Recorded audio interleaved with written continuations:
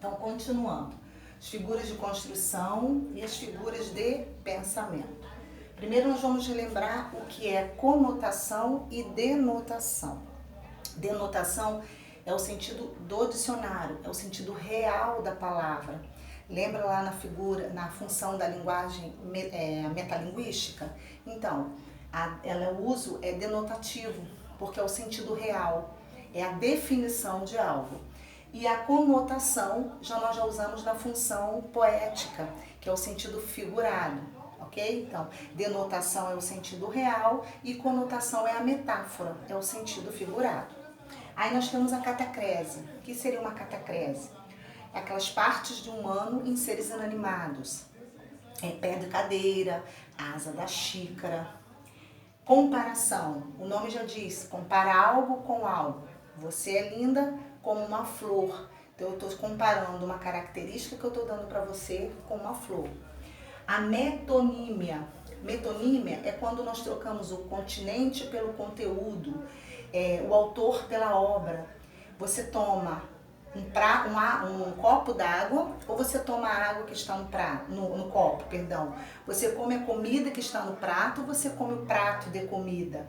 Então essa troca de conteúdo pelo continente, ela é chamada de metonímia. Eu li Machado de Assis. Eu li Machado ou eu li a obra de Machado? O autor pela obra.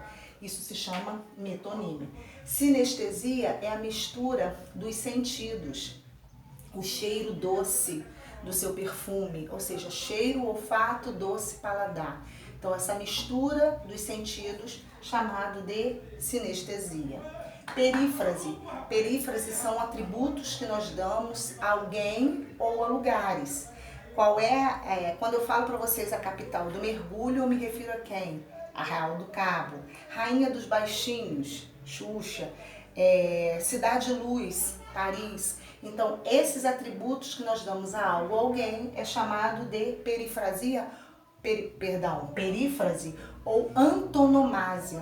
Vocês podem ver em algumas gramáticas também que a palavra antonomásia é a mesma coisa que perífrase, tá? Elipse. Elipse, lembra do sujeito elíptico? É aquilo que está oculto. Nós temos o zeugma também, que também é oculto. Zeugma é uma espécie de elipse. Mas qual é a diferença do elipse para zeugma? Se eu falo que nós fomos à praia, quem foi? Nós. Então, apenas o pronome, ele está oculto, é chamado de elipse. Agora, se eu falo assim, ela gosta de praia, ele de cinema. Então, eu omiti um termo que foi citado anteriormente. Aí é chamado de zeugma. A elipse é a omissão de alguma coisa, no caso o pronome. A zeugma, além de ser omitido, mas é porque já foi falado anteriormente. Silepse. Silepse eu tenho gênero, número e pessoa. O que é uma silepse de gênero? Como assim? Vossa Majestade está chateado. Vossa Majestade, embora seja uma palavra feminina, mas quando eu falo que está chateado é porque eu me refiro a um homem, tá? Isso se chama silepse de gênero. Uma silepse de número. O pessoal anda insatisfeito, reclamam de tudo. Ou seja, o pessoal anda, eu concordei, o núcleo com o verbo.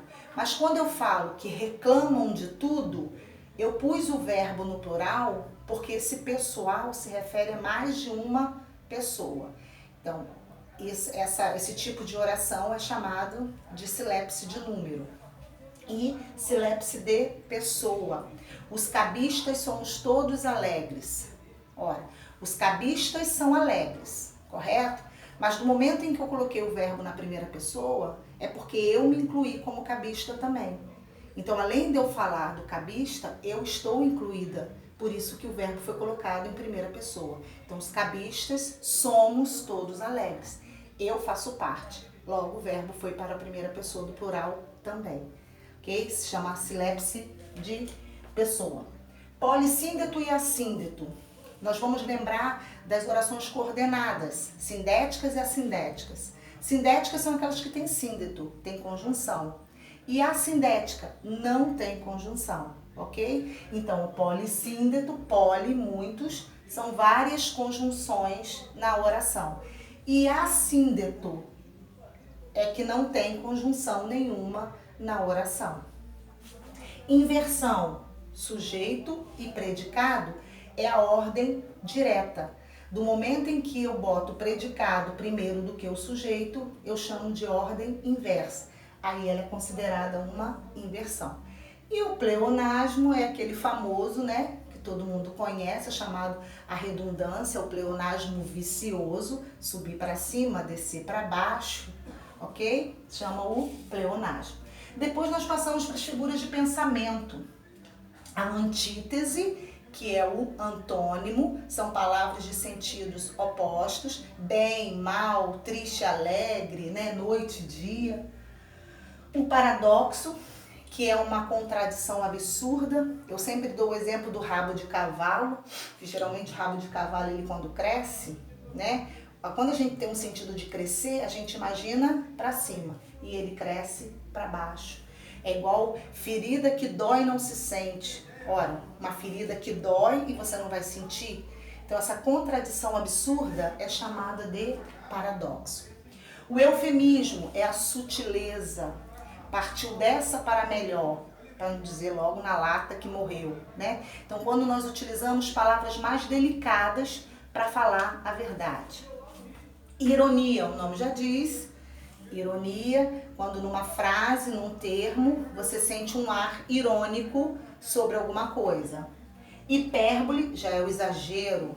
Já falei para vocês milhões de vezes. Olha que exagero, né? O apóstrofe é o vocativo. Toda vez que nós tivermos um vocativo na oração, nós temos uma figura apóstrofe. E a gradação, ela vai gradativamente.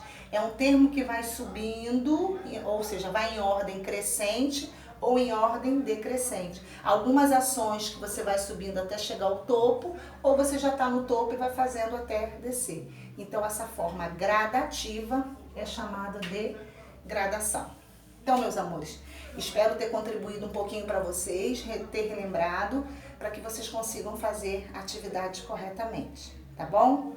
Beijão!